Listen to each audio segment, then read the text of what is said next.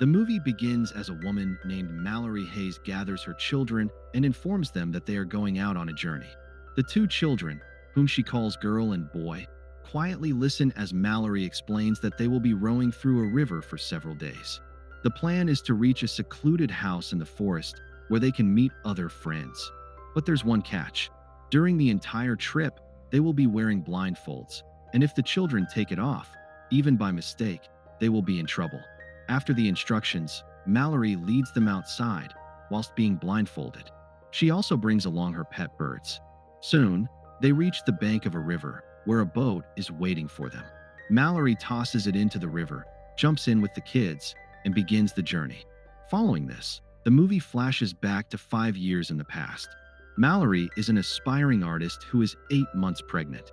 She recently got divorced and is still struggling to cope up with the post-breakup stress. One day, as she is busy painting, her sister Jessica arrives with some news.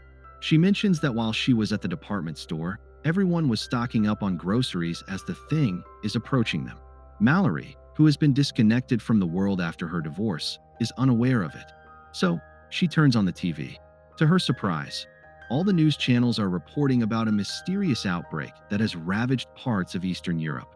The symptoms of the virus are very strange. Anyone infected will immediately want to commit the unthinkable. The virus apparently takes control of their brain and turns them into monsters. However, Mallory doesn't take it seriously, thinking that the outbreak is far from the US. After a while, Jessica takes her to the doctor. At the hospital, the family physician Dr. Lapon conducts some tests on Mallory and inquires if she is ready to be a parent. Mallory hesitates for a moment before saying yes. On the way back, she witnesses a strange sight. A woman is continuously slamming her head on the glass pane. This makes Mallory realize that the outbreak from Europe has arrived in the States. So, she rushes outside and explains to Jessica that they have to get home immediately. However, by the time they prepare to leave, pandemonium has already set in. Hundreds of people have become infected and are attempting to end themselves one way or another. Cars are colliding, people are falling, and other shocking events are taking place. Jessica steers her car through the chaos, and it appears as if they will reach home. But suddenly, her eyes become still, and she starts staring into something only she can see. Mallory tries her best to bring Jessica back to awareness, but to no avail. The next second, the car gets involved in a deadly accident. The sisters somehow manage to escape unharmed, but unfortunately Jessica, who is still in shock, commits the unthinkable. Mallory doesn't even have time to mourn as by this time, the city has turned into some sort of a war zone. People are dying left, right, and center. Mallory tries following some people to safety, but she trips and falls to the ground. Seeing her struggle, a woman leaves her residence and tries to help Mallory, despite her husband protesting against it. Unfortunately, her decision turns out to be fatal, as the evil entity possesses her. The woman stares at the invisible entity for a while and then walks inside a burning car. Soon, it explodes, killing her on the spot. Following the horrific encounter, Mallory is finally helped up and rushed into the house by a man named Tom. There are several people inside the house, including the owner Greg, his friend Douglas, and Machine Gun Kelly.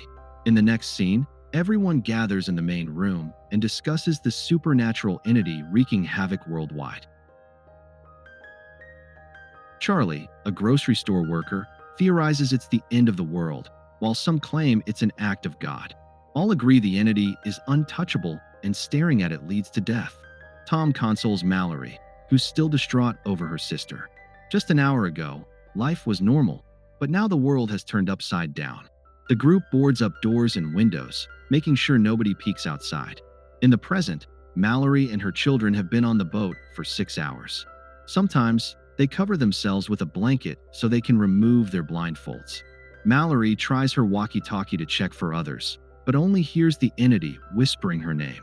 Returning to the past, Mallory and the survivors start coexisting in the house. One day, Olympia arrives, begging to come in. Douglas objects, but the others let her inside and discover she's pregnant. Greg then suggests using the CCTV cameras to see outside. The group is skeptical, but Greg proceeds and suddenly freezes while watching. The entity seems to possess him, and after a loud bang, he's found dead. Realizing the entity can get them through screens, they destroy the computer immediately. Back in the present, the family has been rowing for 14 hours. Mallory hears a stranger say it's safe to remove their blindfolds. Sensing he's infected, she orders the kids to keep theirs on. The man claims the entity is friendly and lunges at them, but Mallory is ready and defeats him with a machete. Flashing back, the group has run out of food and, realizing help isn't coming, decides Mallory, Tom, and some others should go to Charlie's old store. They cover the car windows, use GPS, and reach the store after a close call with the entity. Inside, they stock up, and Mallory takes some pet birds. Suddenly, a man screams for help from the freezer, saying he's trapped and out of food. The group opens the door, and birds start making noise, sensing danger. The man attacks the group. Charlie sacrifices himself to save the others. That night, Mallory and Douglas hear a noise in the garage. Machine Gun Kelly and his girlfriend have escaped with their only car. Back in the present, after 24 hours on the river, Mallory is exhausted and accidentally crashes the boat into a truck, causing the boy to fall into the river with their supplies. She rescues him and docks near shore. Mallory tells the kids to stay put and enters the woods for supplies. She finds an abandoned hospital, gets food and clothes, and then hears the entity calling her name. At the shore, the girl gets anxious and searches for Mallory, but the entity tempts her to remove her blindfold. Mallory returns and stops her just in time, and they continue their trip. In the next scene, Olympia lets a suspicious man named Gary into the house. The group is angry, but Gary is examined and allowed to stay. He says people outside live without blindfolds and coexist with the entity. Only Douglas distrusts him. Douglas tries to make Gary leave, but is knocked out by Cheryl and locked in the garage. Olympia apologizes for the trouble, but Mallory assures her she did nothing wrong. The two pregnant women bond, promising to take care of each other's children if one dies. Mallory gifts Olympia a Hello Kitty toy for her baby shower. In the present, the little girl holds the same toy, revealing she's Olympia's daughter. Mallory wraps herself and the kids in a blanket as they approach the rapids, warning this is the most dangerous part of the journey. She says someone must remove their blindfold to navigate, but after both kids volunteer, Mallory can't decide and ultimately chooses for no one to look. They'll face the rapids and let fate decide. Back in the past, both Mallory and Olympia go into labor simultaneously. While Tom and Cheryl help them upstairs, Gary, the suspicious man, acts strangely downstairs. He reveals monster drawings, showing he's possessed, a messenger for the entity. He puts Mallory's birds in the fridge so they don't warn anyone, then starts tearing down window coverings. Olympia gives birth to a girl and Mallory to a boy, bringing joy, but Gary bursts in and raises the window shades. Mallory averts her eyes, but Olympia is possessed and ends her own life, passing her daughter to Mallory first. Cheryl is forced to open her eyes and dies as well. Douglas arrives, shoots Gary in the arm, and fights him, but Douglas dies. Finally, Tom kills Gary. Now only Tom, Mallory, and the children survive. 5 years later, they live together in a cabin in the woods, with the birds alive and children adapt to the environment. However, the kids still have no names. Tom criticizes Mallory, who feels naming isn't urgent. One day, they hear infected people outside searching for survivors, realizing nowhere is truly safe. That night, Mallory's walkie-talkie comes on, and Rick claims he's in a secure compound with food and supplies. Travel won't be easy. The river is perilous for children, and the birds are the key to the compound's hidden entrance. The next morning, Tom wants to go, but Mallory is wary after the incident with Gary.